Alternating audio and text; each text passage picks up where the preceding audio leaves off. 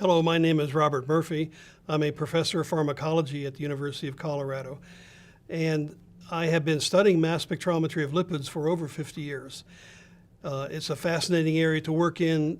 There's a lot of interesting things information you could obtain from using this tool. So I've been asked by Avanti to present some of my thoughts about various aspects of this complex area of lipidomics. And this first video is going to be an introduction to the general concepts of lipidomics and what I think it involves. And at the onset, I might say that everyone has different ideas about this. These happen to be mine. So let's begin this video with looking at general aspects of lipidomic studies. First of all, let me talk about lipids in general. One of the problems with lipidomic studies is people do not realize that lipids are really seven different classes of very different organic molecules. And these have been defined for us by lipid maps. And here are some of the examples: glycerolipids, such as triacylglycerols, glycerophospholipids, sphingolipids, fatty acyl groups, steroids, and prenols. All of these are in the family of lipids, but yet each one has very different properties. This offers this number of lipid families causes a significant challenge that one must address in your lipidomic approach. Now, lipidomics has been compared a lot to metabolomics, and this is what most people think about lipidomics versus metabolomics. In this diagram here, you see they're virtually, the Venn diagram, very little overlap between the two, and they're equally sized pictures. And typically, as you see, what people think about is that you do a simple, maybe chloroform methanol extraction of a biological fluid, and in the upper layer you have the metabolites, the aqueous layer, and the bottom layer, the organic layer, you have the lipids. And so you analyze either the metabolites, the upper layer, or lipids, the lower layer. It's more complicated than that. In my view of what the Venn diagram is this, where metabolomics is really just a very small portion of the molecules one can find in biological fluid, whereas lipids represent a vastly large number of species. I've estimated here over 50,000 species. Now, those individuals studying metabolomics, they are very good at analyzing the components within the metabolomics area, and often it may be 1,000 to 2,000 species, and they can cover 80 to 90% of these by mass spectrometry.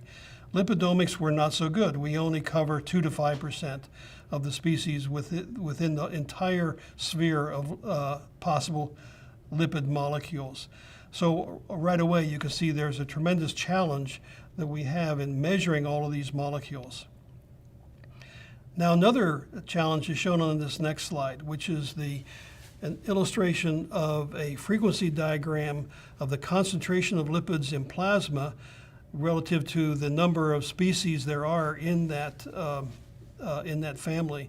And you can see there are some molecules, some lipid molecules, which are present in millimolar concentrations. These are typically triacylglycerides and cholesterol esters. And those which are present in plasma in picomolar quantities. And typically these are bioactive lipids for which there are G protein coupled receptors, and therefore they're not present at very high concentrations. Overall, this presents then this challenge of being 12 log difference in concentration in all of these lipid family members, which one may use as a target for lipidomic studies. Now, currently there is no technology which can cover this range of concentration, picomolar components present in millimolar concentrations of other lipids. And therefore, lipidomics already, you can see one must be able to divide the lipid sample or the biological extract into areas where you're going to focus your studies to a particular number of lipids. So this is my overview of what the strategy is, given these problems and caveats of trying to study lipids. First of all, you do not enter this area unless you really have a compelling reason. For example, you're trying to study a disease process, or you're trying to understand the function of an enzyme, and so you've generated, let's say, a knockout mouse which doesn't have a particular enzyme, and you want to find out what is the biological response for lacking this particular enzymatic activity in the cell or in the animal. So you may have this as the overriding feature why you went into doing a lipidomic study. So there are some key features of what this lipidomic study is. They're sort of highlighted with these sort of colored structures here. The first part of it, and where you enter into a lipidomic strategy, is you must be able to extract and isolate the lipid from other components in the biological fluid. This is a very critical step, and one where you really affect a major part of the purification of a sample, because typically lipids are present in lower concentrations compared to salts or sugars or something like that. So you're going to trying to remove them, and luckily for lipids, this often involves an organic extraction. Another video will talk about some of the pitfalls one has with some of the organic extractions, but one has various strategies you can use. For example, solid phase extraction, or using an immiscible solvent to remove lipids from other biological molecules. So once you've isolated and prepared your sample for analysis, the very next stage is mass spectrometry. And you're going to use mass spectrometry to gather some information about the molecule, and you want to gather sufficient information to identify the lipid rather specifically, and you also want to have the information be quantitative so you can tell how much of the lipid is present. Now, currently there are three major strategies of mass spectrometry that one employs to gather this type of information. The first one is called shotgun analysis. The second, very different method is chromatography-based mass spectrometry, and I've abbreviated that as LC-MS, and then tandem mass spectrometry is MS/MS. And then a third sort of variant of this is targeted mass spectrometry, and we'll talk about that in more detail, about what some of the advantages might be to using a very targeted approach. So once you have obtained the mass spectrometric data, you want to be able to process the data in a way that allows you to identify what is the lipid you are looking at, or the number of lipids you are looking at, identify the class and molecular species of these lipids, and then also get information about the quantity of the material present. So that's a very important part, and we're going to spend some time talking about how one can assure themselves they are identifying the lipid correctly.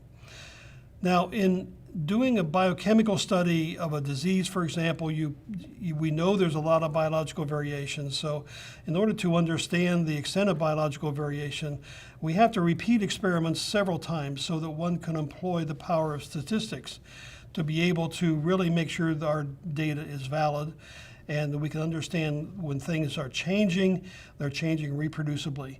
And once that you can engage in this, you can employ modern tools of informatics such as principal component analysis, linear discrimination analysis, and things like volcano plots to allow you to interact with the data a little bit better.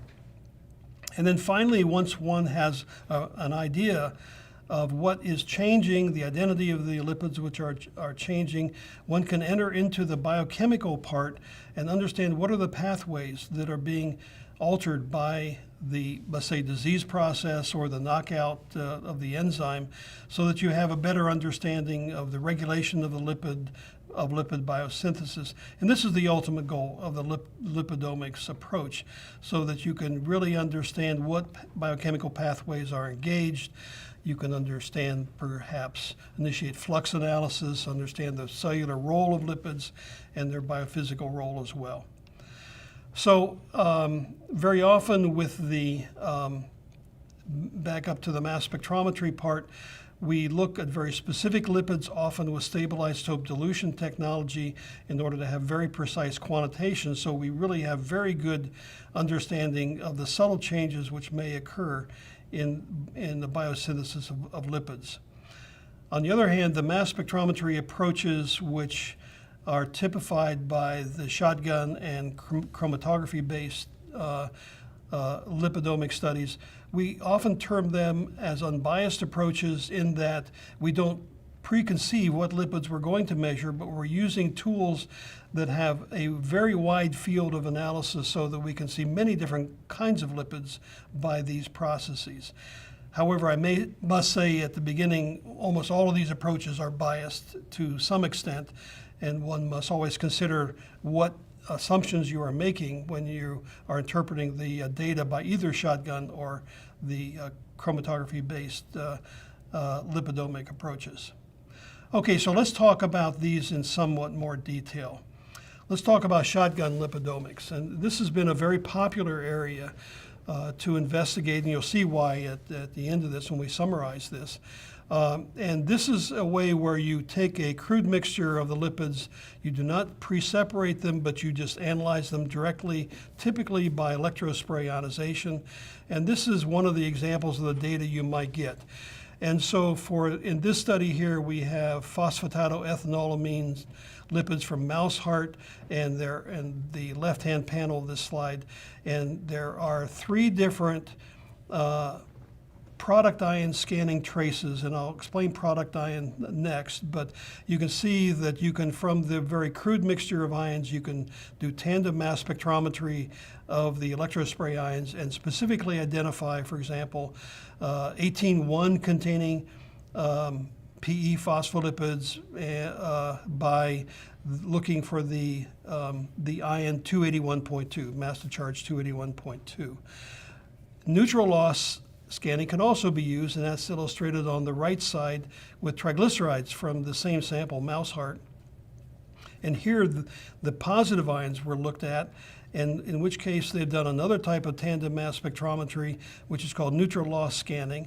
And here they looked for neutral losses of fatty acids, and in this particular case, neutral loss of 282, it's not mass to charge, but just 282 Daltons, will identify the 18-1 containing fatty acids of triglycerides. And they're sort of illustrated on this third panel from the bottom. Now, there are problems which can be associated with these, and that can be illustrated with this positive ion presentation of the triglycerides. You see the 2 major ions are not triglycerides, but they're phosphatidylcholine species, because they also produce very abundant positive ions, and it's hard to suppress their formation. So one can see artifacts present in these scans, and this can lead to some problems. So let me explain some of these tandem mass spectrometry techniques and what we're actually doing here. I know most of you probably know what tandem mass spectrometry is, and this will just be a review for you.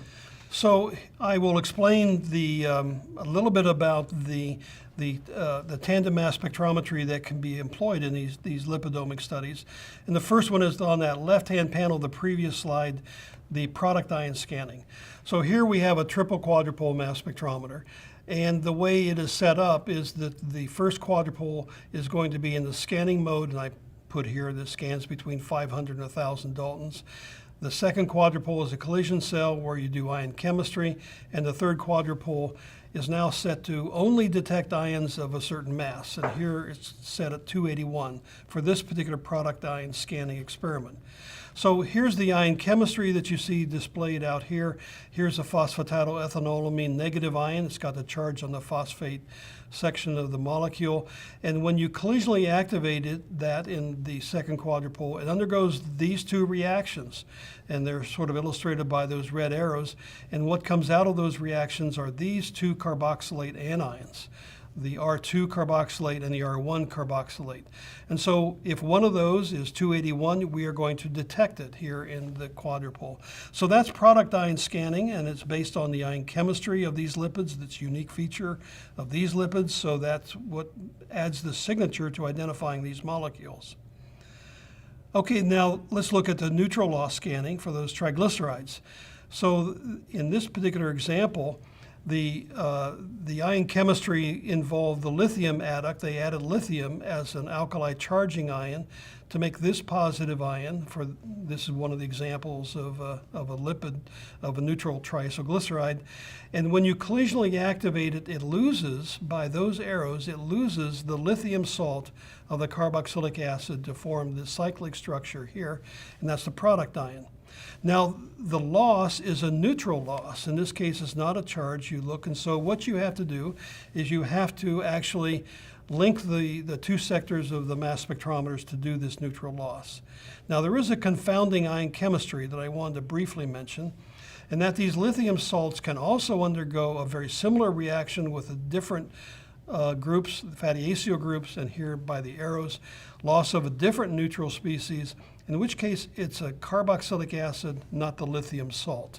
So here we can see the carboxylic acid, and this is sort of a confounding reaction, and here the products are different. The neutral loss is different because one's the lithium salt and one is the free carboxylic acid. Now, these experiments are shown in the next slide in the same mass spectrometer setting where you have Q1 is set a certain mass. It's going to scan between 500 to 1,000. And the Q2 is the collision cell where the ion chemistry is induced. And between Q1 and Q3, you just change what mass it's looking at by an offset, in this case 256, to look at the loss. In this case we're looking at palmitic acid loss. So they're setting, when the setting, for example, of Q1 is 867.8, Q3 is set at 605.8, and if an ion can traverse all the way across, it's detected by the electron multiplier and you have a signal. So that's called neutral loss scanning, one of the neat features of the tandem quadrupole mass spectrometer, which we used in great advantage in lipidomic studies. Here's an example of some actual data using neutral loss scanning that was published several years ago. And you can see they're doing neutral losses of different fatty acids, and this one I pulled out here, the authors pulled out actually, is they claimed the neutral loss of 284 mass units, and they have assigned it the structure of 18,3. And here's all the ions which have 18,3 in them. Each one of these are molecular ions which have the fatty acid 18,3 in them. Now the problem is that neutral loss they were thinking about was the lithium salt, 283, though they called it 18,3, but in actual fact, there's another neutral loss, which is 18,0, which is the carboxylic acid. You see the proton on there instead of the lithium atom. And this is sort of a confounding feature, that neutral loss gives you a summation of both of them, not just one of them.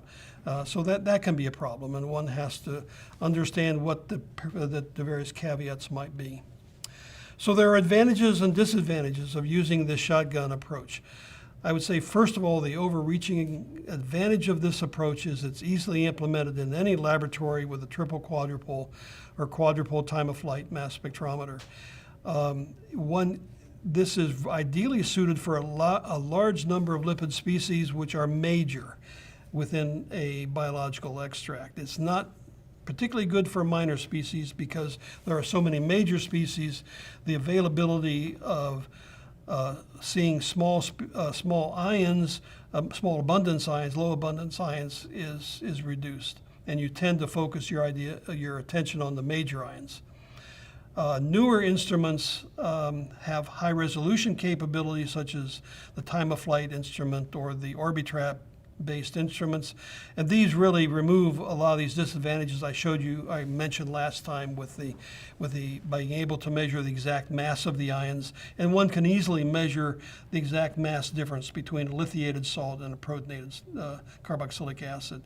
So the lipid identification is improved with these high resolution machines when you can get mass accuracies of 2 to 5 part per million mass error. Another interesting advantage is ion mobility. This is a sort of a newer technology, and it can be used to also improve your identification of lipid with the shotgun approach.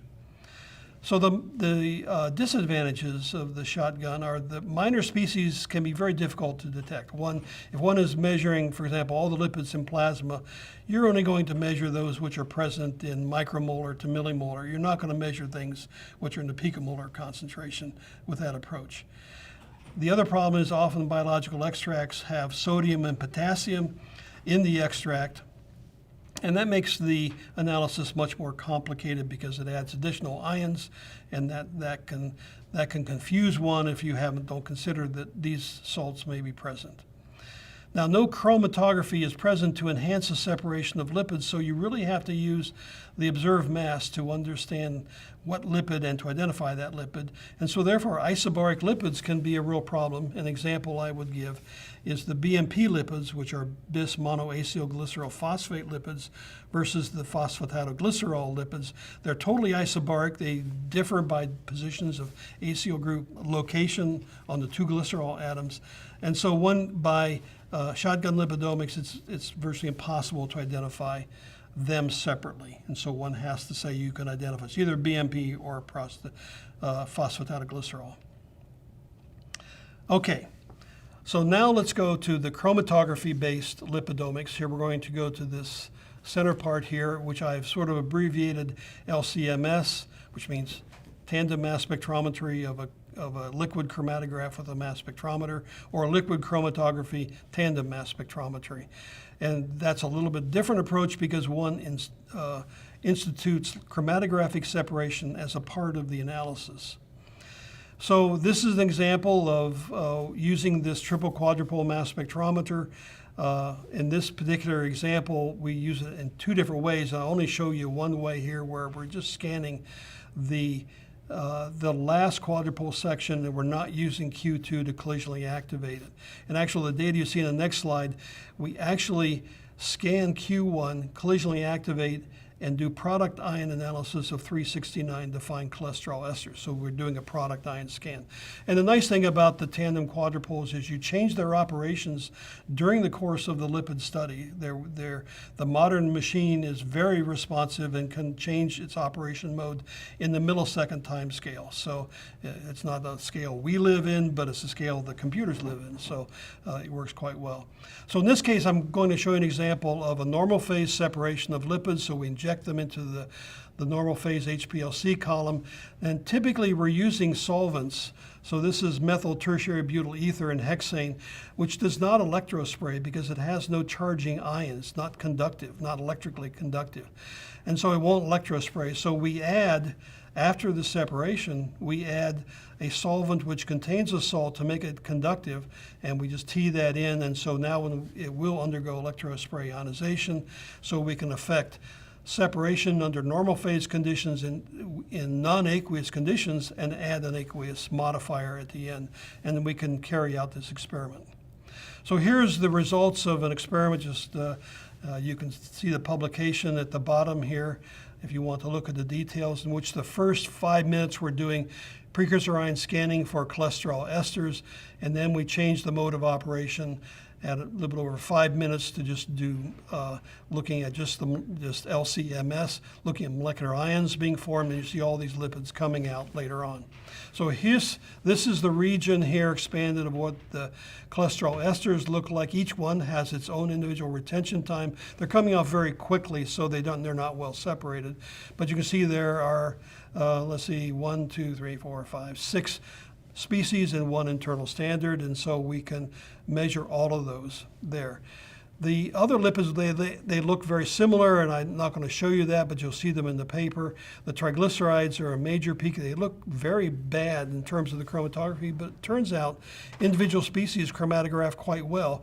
The problem of the peak looking poor is because there's so many lipid species. There are probably 500 triglycerides under this envelope here. Diglycerides come out as either 1,3 or 1,2 isomers, and cholesterol is a sort of negatively pointing peak because there's ion suppression. It's a major neutral lipid which is coming off down there. Now you can get some surprises in lipidomic studies. Here's a tag along. It turns out to be a prenolipid, ubiq-109, and it comes out quite nicely, and you can measure that. Or if you want to measure phthalates made in New Jersey, they're coming off too because they're always present in our extracts. Now, one of the problems with shotgun was we couldn't see minor species, and these ether triglycerides, that's what this abbreviation means. MEDAG is a ether triglyceride, you really would not identify this in a shotgun analysis because it appears 14 mass units separate from normal triglycerides, and so it's an area where you're probably not paying too much attention, and they're pretty small. But it turns out they have nice identifiable peaks in the mass spectrum, and we can find them quite well. And it's one of the advantages of doing HPLC separation, to separate the complex mixture of lipids which are present, to increase your ability to see other components. So the chromatography-based lipidomics, either LC-MS, which I showed you, as well as LC-MS-MS, are very powerful, widely used techniques. We employ the separation power of normal phase for polarity or reverse phase for lipophilicity to separate lipids into different molecular species or into different classes. And this improves our ability to identify them and to quantitate them. This is an important feature, as you'll see in my next topic, is that identification of lipids can be a real problem, and this chromatographic step is really an important part of the identification process. It can also improve sensitivity because you're removing major lipids from some minor lipids, and so you can see them quite well. And what's the disadvantage of this technique? Well, it takes a lot of time to do chromatographic-based lipidomics compared to shotgun lipidomics. There's no question about it. Shotgun lipidomics is very, very rapid, but you are sort of trading off this rapidity of analysis with the improved identification of lipids when you put chromatography in. So we think that's, although I've listed as a disadvantage here, it can be disadvantaged because it drives up cost of your analysis and because of the overhead of time in doing this type of experiment. Okay, so what's the third way to do lipidomics? Well, the other way is targeted analysis. And targeted analysis typically is carried out in the chromatography-based mode, where we have chromatography and tandem mass spectrometry. But we have the mass spectrometer operate in a very specific mode, rather specific to optimize the ion chemistry which is taking place during collisional activation, as well as the chromatographic separation, to allow you to really identify the lipid based on how you're running the mass spectrometer. So you really bypass this step of looking at the information to identify the lipid. You go straight to statistical analysis of the data. So let's look at some of the examples of targeted analysis. And what I've chosen is, of course, an area that I've worked in for many, many years, and that's the metabolites of arachidonic acid. And this is an example of, on the left panel here, we have PGE2. It's the tandem mass spectrum of PGE2. It's got a molecular ion of 351, and when you collisionally activate that, you get these product ions. And so you see it loses water, loses water and CO2. And then it has a nice little fragment ion, 233, which is cleavage of a carbon-carbon bond. So we can draw some ion chemistry of this. Here's the loss of water, the structure for the loss of water. I've lost it from the prostaglandin ring, from the number 11 carbon atom. And here you can see it undergoes this cyclic loss of water, and driven by the loss of CO2 to form this cyclic structure at 271, rather specific for prostaglandin E2. Here is an example on the right-hand side of prostaglandin E2, but now it's got 4 deuterium atoms present in the upper side chain at carbons 2 and 3. No, sorry, 3 and 4. And so you see that deuterium atom will shift some of the masses. 271 goes to 275 because it contains all those deuterium atoms right there. So we can make use of the fact that we know the ion chemistry, we know that what the stable isotope has allowed us to look at this, and we add the stable isotope. This one's not natural, so we add a precise amount of that stable isotope to this sample. So this signal at 275 is known. How much did we add that led to that peak? So therefore, if this is some fraction of that peak, we can actually easily get the quantitation. So here's an example of now multiplexing this. because typically these mass spectrometers, as I had previously mentioned, work in the millisecond time frame. So you can run through ion transitions or ion chemistry quickly within 5 to 10 milliseconds. Maybe you want to go a little bit longer, 200 milliseconds, doesn't really matter. Here's the PGE2 example. The machine was running 351 to 271 to detect PGE2. It does this in a cyclic process. And so the only place where PGE2 came off was this chromatographic peak. Leukotriene E4, we measure by 438 its molecular ion, negative ion, forming 333 in the tandem experiment. And you see it only really comes off at this point right here, and that's the right retention time. And how do we know that's the right retention time? I don't show this data here, but under that peak is the deuterium labeled LTE4, which is exactly in that same place. So we have the deuterium marking the chromatographic elution, and then we also have the ability of knowing exactly how much deuterium we add. This is called stable isotope dilution.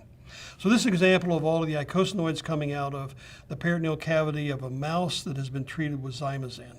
And so you can measure in one experiment, you can see you can measure 10. We typically, actually analyze 25 to 30 different icosanoids, so we get a broad picture of those metabolites for arachidonic acid. This same sort of thing is used in phospholipid analysis, where in this case one might take a phospholipid as the negative ion, collisionally activated, and as I've already shown you in the ion chemistry, you form the carboxylate anion, and for arachidonic acid, that's mass 303. And so this is what you're going to be looking at, is the products of 303. So you use ion chemistry to identify the molecule, and then the retention times. Now, new instruments are remarkable in they can carry out these multiple reaction monitorings or selected reaction monitorings very rapidly.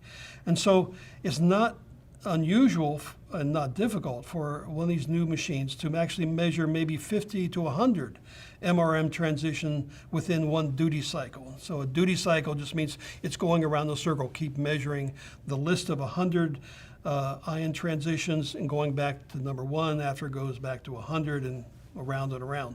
And you can change the time frames of when you have a particular list which is present. And this works really well with the chromatographic time frame, because very often classes of lipids can be separated, especially if you use normal phase, and so you can actually change the list of ions you look at depending upon the retention time of the lipids which are present.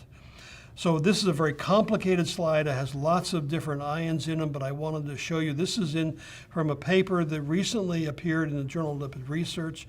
And it's an example of some PC lipids in these first two columns, and some PE lipids in the later columns, and the transitions which are being done in cyclic mode here, all these transitions. And in fact, this whole experiment analyzed 960 different lipids, of which I've only shown 66 here.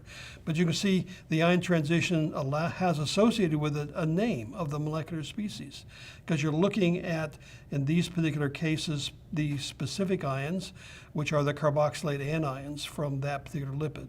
The very first entry is the internal standard. Here's the internal standard, a PC, which has a deuterium labeled 18.1 in it. This is from Avanti, and you can see we can specifically measure that transition by looking at the formation of 288 from 11.6.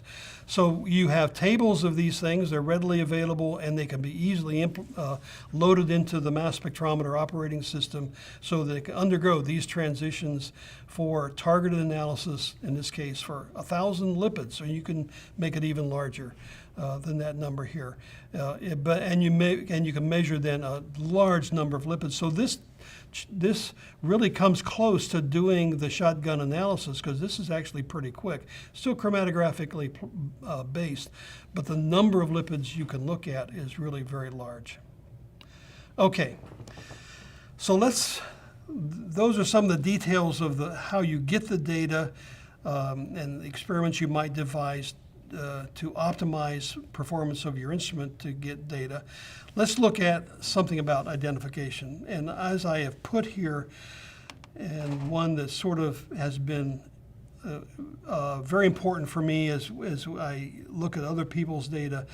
I realize this can be one of the most challenging parts of lipidomic studies, especially if the person is really not very familiar with all of the problems that one can have with lipid identification and lipid biochemistry.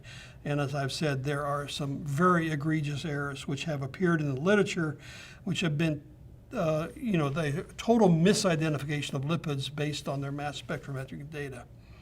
So let me spend a little bit of time in this pink box here talking about lipid identification. And the first thing I want to point out is this paper by Gerhard Liebisch in Germany, which has a very nice paper with these investigators in Europe who point out where mass spectrometry has its limitations. And these are really important for you to think about. And so when you have, here's an example, this is the structure of a phosphatidylcholine species that turns out to be an ether lipid. And when you do the first level of, let's say, product ion scanning in shotgun analysis, and you look for products of 184, which is very common for phosphatidylcholine, all you measure is the ion 745. And that happens to have the molecular weight of 745. That's the molecular weight, not the ion you're looking at. The ion would be charged one more proton. There's a problem in that, and there could be two species. There could be a phosphatidylcholine with 33 carbons, one double bond, or it could be the one indicated here in this structure, a phosphatidylcholine ether, 34 carbons and one double bond. The difference of course, with these ethers do not have a carbonyl group here, and that adds the extra difference between the number of carbons that you have here. So you don't know what they are. You can say, well, probably you have to, if all you have is product ion scanning with a low resolution machine, you can say it's either PC745, or you have to say it's either PC331 or PC ether 341. Well, that's rather cumbersome, and you haven't identified the 745 very well. You've only identified it's a phosphatidylcholine by the 184, which is the phosphocholine product ion. That allowed you to calculate that there was a glycerol backbone and a phosphocholine attached. You subtracted that from the measured mass 745, and from the difference between those numbers, you can guess it's either 33.1 or 34.1 ether. So how can you get past that point? Well, you have to do either high-resolution analysis. There is a mass difference between these two, a very easily measured mass difference, and high-resolution measurement will allow you to measure that ion as 34.1 ether. So that's good. If you don't have a high-resolution machine, you can do tandem mass spectrometry under the negative ion mode, and you can scan for the carboxylate anions, which are the products of the decomposition of 746, which is the positive ion of this. In which case, you will identify two ions, the palmitate ion or the oleic ion, but not both. You will only get one of those because the other one is an ether and doesn't form a carboxylate anion. So you will only see one carboxylate anion, and you'll be able to say you have maybe 18.1 ester, and that leaves the 16 zeros in ether. You can also interpret other lower abundant ions in the negative ion scan to help you to assign the SN1, SN2 position of this. And so that typically, well, ether lipids is not a good example, but if we go down to this example of this PC33.1, which is a diacetyl compound, you'll see two carboxylate anions, one from 15.0, one from 18.1. And if you interpret the minor ions, maybe loss of the SN2 carboxylic acid or loss of ketene, you can assign that the second position is really the 18.1. So anyhow, there are limitations in what the mass spectrometer will give you, and you have to engage different levels of mass spectrometry to move across this slide to get into more precise identification, in this case, of phospholipids. Now this paper covers other lipid species, steroids, sphingolipids, triglycerides, or other neutral lipids. So it's worthwhile looking at this and seeing to really understand what level are you identifying the lipid. You may only be identifying it as a molecular weight and maybe as a PC or a PE, but nothing else. So it's important to if you identify only at that level, to report in your either in your paper or in the report you are writing at what level you are actually identifying this. Now, there are other ways you can identify lipids from the mass spec data, either shotgun or the chromatography based. And these are using what we call database searching, where they're taking the tandem mass spectrum and they're trying to match the mass spectrum which are stored in a database. And there's various softwares available from the different instrument manufacturers.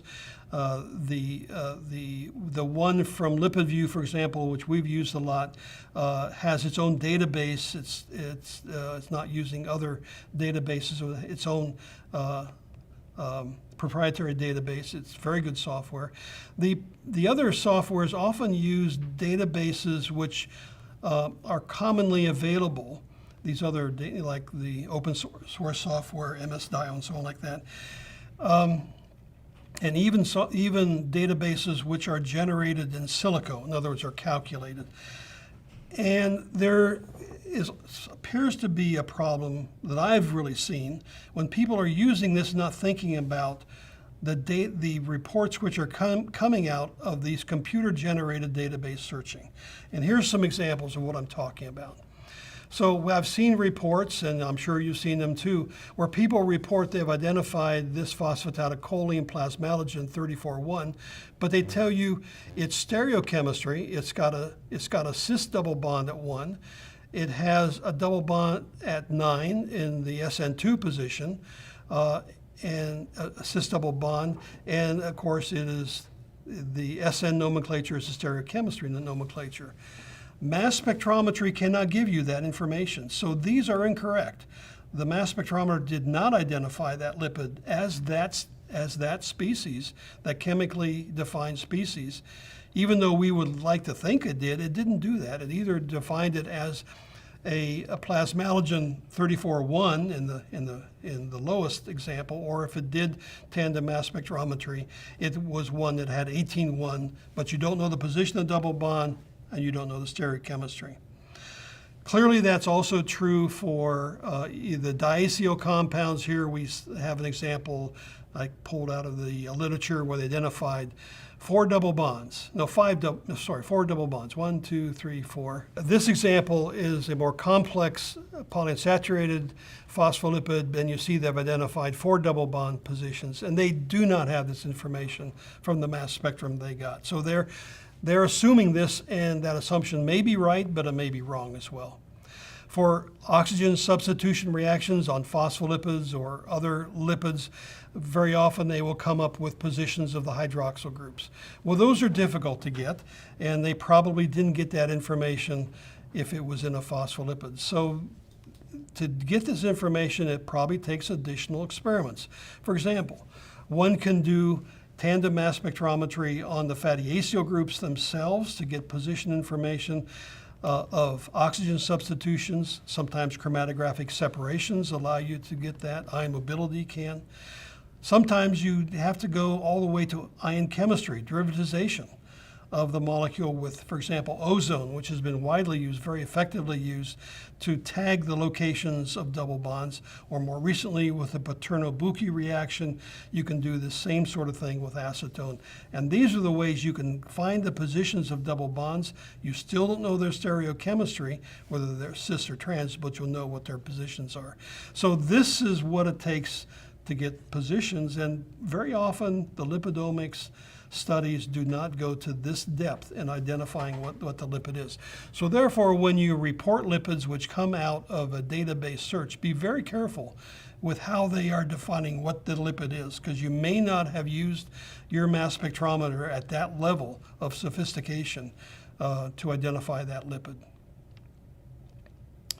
Okay, so let's go past the identification, and once you are past that, or you have done targeted mass spectrometry, you now have a lipid name, and you also have now the other piece of information out of the mass spectrometer, the abundance of that ion. It could be in counts per second, or it could be microamps, or something like that, some unit that the mass spectrometer is reporting, the abundance of the ion current.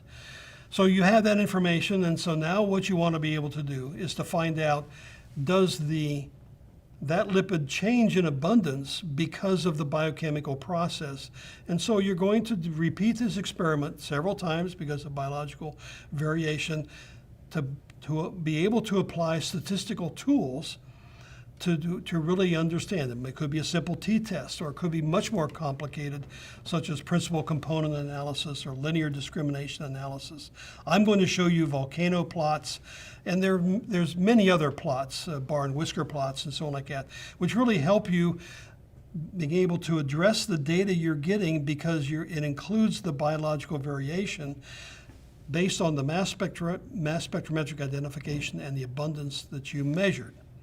Okay, so once you have this, you're able to get an idea which lipids are changing, and then with that information, go down into your understanding of the biochemistry of where that lipid came from, how it's metabolized, to really gain some insight, which is why you started this study at the very beginning, to get down here to the end, to really have some insight into the biochemistry of what is happening in this particular set of samples. Okay, so here are some volcano plots, and I'll just show you briefly. This is an example of a clinical study where we're looking at triglycerides in plasma of patients which are either control or those that have NASH. And the volcano plot's a very nice way to do it. It plots the fold change of each species versus the simple t-test, the log base 10 t-test. And you see those which are in these quadrants up here, which have reasonable amount of fold change, and they are highly significant. You look at these ones which are in these quadrants, these ones which are close to the norm, they're not so interesting, so you don't pay too much attention to them, but these up in here you would. This study on the right-hand panel is one where we did the target analysis of the 900 species. So you see a larger number of lipid species, and you probably, if you look very closely, you can see that the wild type animals treated with LPS, there was a lot of BMP phospholipids that were changing in the LPS treated up here, and these are the control on the left side. And if you knock out an enzyme, this is an ACL-CoA transferase that you see the products change because of that enzyme. And here we see mostly PG, phosphatidylglycerol species, are changing here instead of the wild type animals. So this gives you insight into the biochemistry and something you want to think about. Why is the PG changing in this particular case? And that is guiding you into looking at the biochemistry. Now, this is another example of what the data gives you in a lipidomic study. So this is now looking at steroids in the plasma of mothers who give birth either to preterm babies or give normal birth, and looking at these numbers down here of the group has to do preterm, early or late, and this is term birth, early or late. And you see in this particular study, the amount of testosterone was really quite remarkably high in these preterm birth mothers, and testosterone normally is not a very abundant lipid in the plasma of women, so that was somewhat surprising. And even more surprising was when you looked at the actual data, there's a population of plasma levels of testosterone in these women. It averages below a picomole per mil.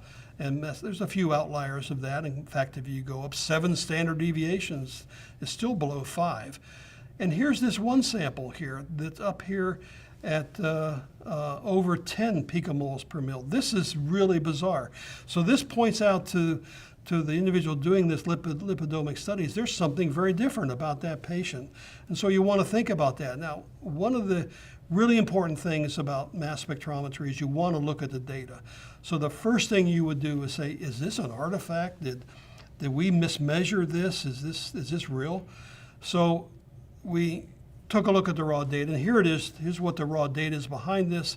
This is the outlying sample on the left. Here's our internal standard. It's a stable isotope labeled testosterone. It's got 3 carbon 13s in it. You can see it's 292 going to 100. Gives a nice chromatographic peak. And here is the sample, which is so big. It's huge, 42,000 counts per second signal, and it's 289 going to 197. And so that looks real. It's not an artifact. It's absolutely real. Has the right retention time, and it has, of course, the right ion chemistry. A typical sample, much lower, and of course even the internal standard is lower because of the carrier effect of having this much testosterone will change the absolute signal, so that's why we use internal standards. So here you see the internal standard marks the retention time, and there's much less of that sample of testosterone in that subject. So this is real. What does that mean then, if there's so much testosterone in that sample? Well, this is the biochemistry of testosterone starting from cholesterol. Of course, it can start from acetate.